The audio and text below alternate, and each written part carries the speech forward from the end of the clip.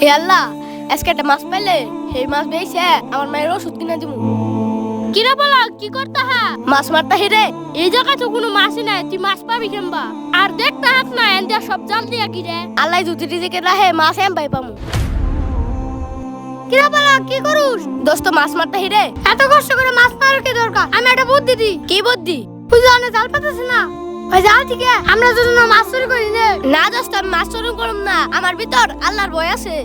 বন্ধু দে তোর সঙ্গে সামনে থেকে আমি মাছ চুরি করে আনা যাচ্ছি। এই দুয়ারি থেকে মাছ চুরি করি। ওহ কত বড় মাছ রে! যাই পলকে দেখে গে মাছ চুরি করে নিয়ে এলাম। কত বড় মশা! ওই মাছ চলে গেল। শিট! মাছটা লাফতে চলে গেল। কি রে, মাছটা চুরি করলি খা পারলি নে? হুদুদি পাপ করলি, এখন আল্লাহর কাছে কি জবাব দিবি? শিট! আরে সুতা টান দিতে হে বসির মাথায় দেখি তো কি পড়ছে। মাছ এই দিশা বিল বড় একটা মাছ দিছে আল্লাহ। কিরে তুই মাছ পাইলি? হ, আমার আল্লাহ মাছ দিল। এই পানিতে তো কোনো মাছই নাই।